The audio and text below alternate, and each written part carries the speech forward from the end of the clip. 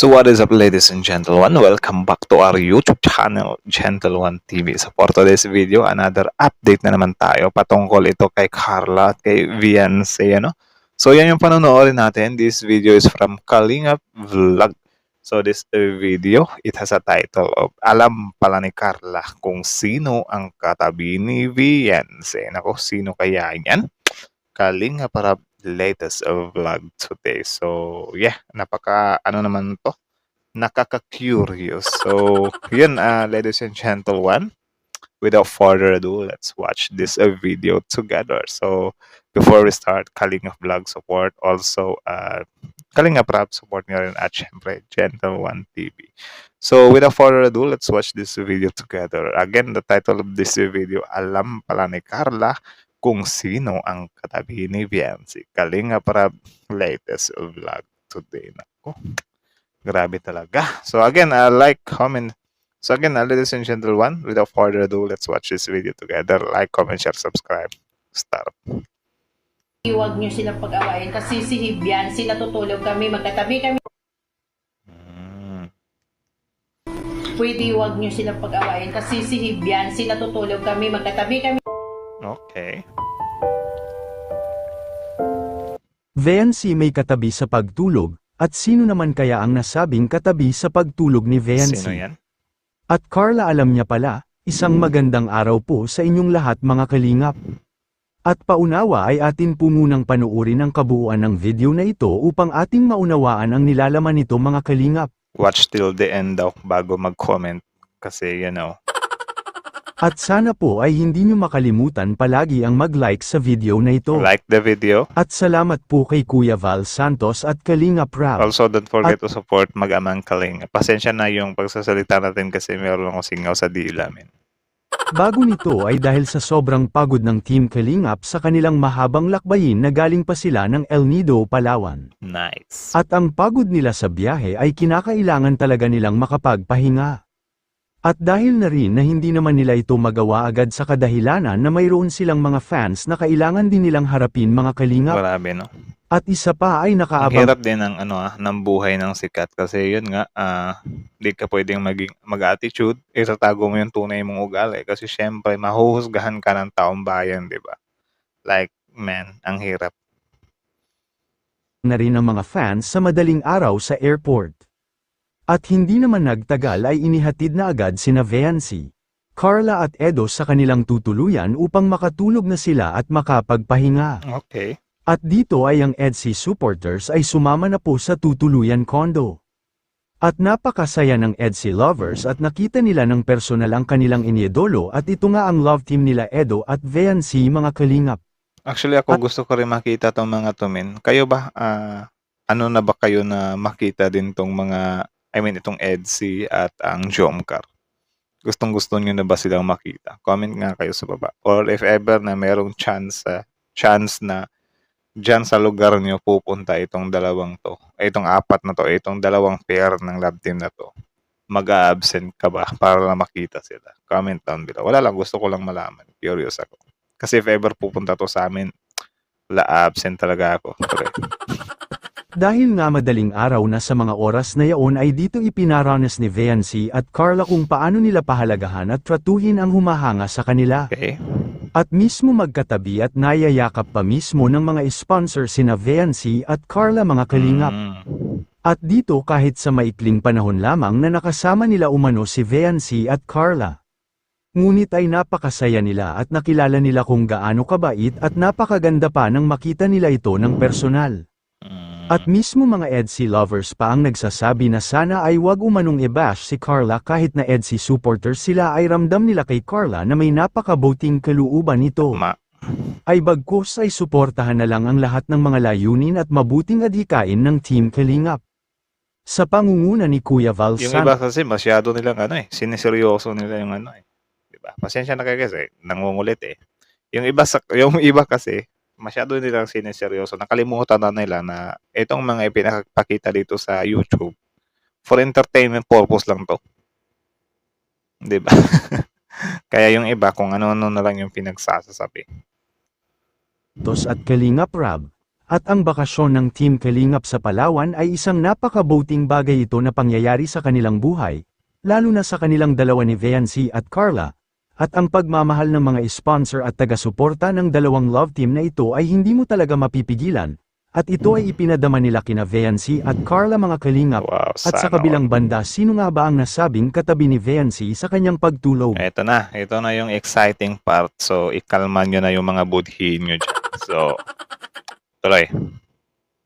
At si Carla mismo ay alam din niya ang mga pangyayaring Hala ito. ka? Makikita po natin sa video. Bantay ko sila, oh. Binabantay ko sila dito, ginagard. Ako ba?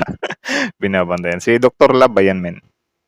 Comment nga kayo sa baba. Parang familiar kasi sa akin yung boses eh.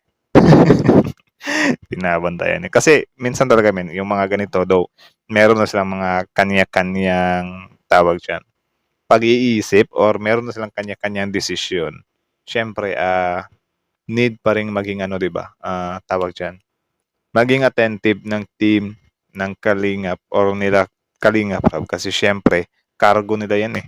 If ever na may mangyari sa kanila dyan na kung ano man or whatsoever, syempre yung Kalingap dyan yung some kind matawag dyan, magiging responsable. Do hindi ko sinasabing responsable talaga na responsable, pero alam nyo yung yung ng mga tao. Like, for example, kanya-kanya naman silang pag-iisip dyan. If ever na may mangyari sa kanila, sino yung sisisihin ng taong bayan? Di ba yung mga Kalingap? So, parang yung mga ganyan, parang for safety. Safety? Hindi. Parang na lang siya, men. Kalimutan ko yung word eh. Protocol ba? Hindi siya protocol eh. Basta nakalimutan ko yung word eh. Pero basta something like that. Tuloy muna, nakalimutan ko eh. Regard. Mabait si Carla, talagang Mabait mahiyain lang. Oo. Hindi, huwag niyo sila pag-awayin kasi si Hibyansi, natutulog kami, magkatabi kaming tatlo nakayakap kay Carla, yan as an ate. Kaya kung pwede, huwag natin sila tayong mga EDC, intindihin natin kung ano man din ang pagbabas ng, ang iba kasi fanatic yun eh, hindi naman yung totoo na mga jump Ha? Ba't naputol yun?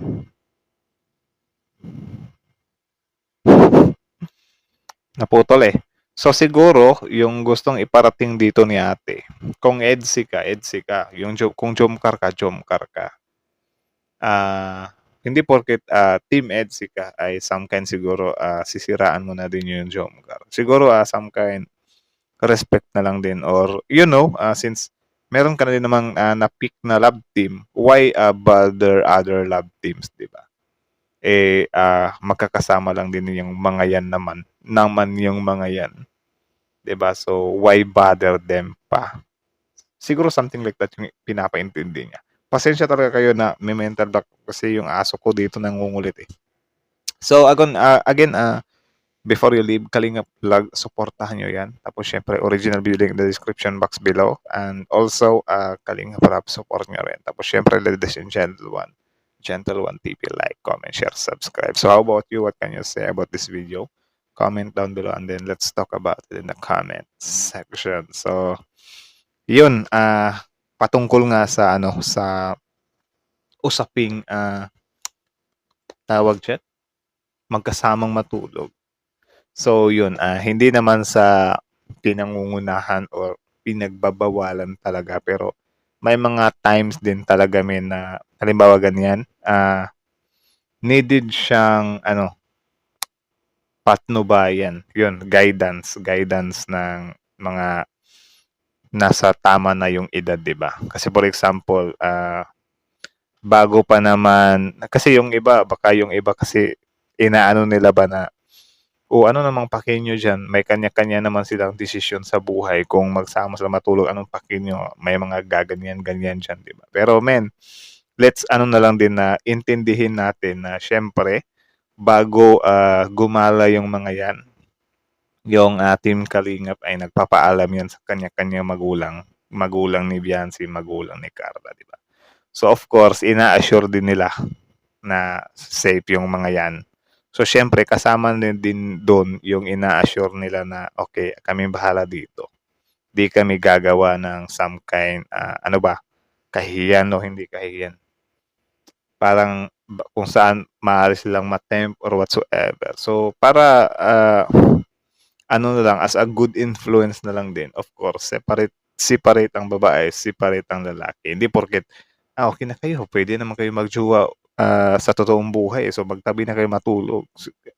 Bad influence yung ganun, di ba? So, let's respect na lang din na yun nga yung some kind pinapatupad nila kasi yun nga yung Team Kalingap, syempre, they need to assure their parents din sa mga beneficiary nila, di ba? Ganun dapat magpatakbo. Tama yung ginagawa ng Team Kalingap. I mean, like, salute talaga kahit na nag-travel sila sa ibang lugar ay yun, they protect the, alam nyo na yung ibig kong sabihin. So yeah, there's no wrong about it. Nasa sa inyo na talaga yan kung ano yung iisipin nyo, but yeah, that's it. So again, Gentle One TV, again, what can you say about this video? Comment down below. So that's it. Ladies and Gentle One, thank you so much for watching. Gentle One TV is out.